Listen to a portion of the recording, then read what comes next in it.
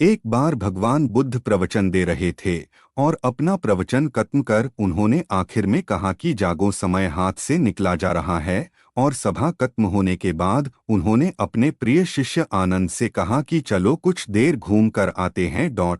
आनंद बुद्ध के साथ चल दिए। जब दोनों सभा मंडप के मुख्य द्वार तक पहुंच गए थे कि वो दोनों मुख्य द्वार के एक किनारे खड़े हो गए और प्रवचन सुनने आए लोग एक एक कर बाहर निकल रहे थे, इसीलिए मुख्य द्वार पर भीड़ जमा हो गई थी। अचानक उनमें से एक महिला बुद्ध से मिलने आई। तभी उसने कहा कि तथागत, मैं नर्तकी हूँ और आज नगर एक बड़े शेठ के घर मेरे नृत्य का कार्यक्रम पहले से तय था, लेकिन मैं उसके बारे में भूल चुकी थी।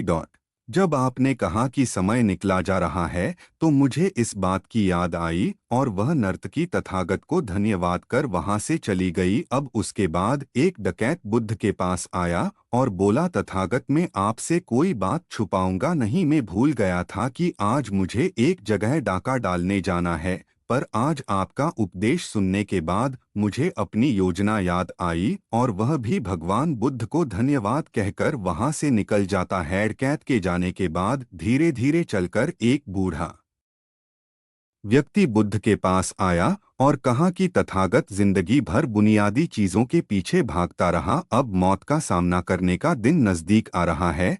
तब मुझे लगता है कि सारी जिंदगी यूं ही बेकार हो गई। आपके बातों से आज मेरी आंखें खुल गई और आज से मैं अपने सारे मोह माया छोड़कर निर्वाण के लिए प्रयत्न करना चाहता हूँ।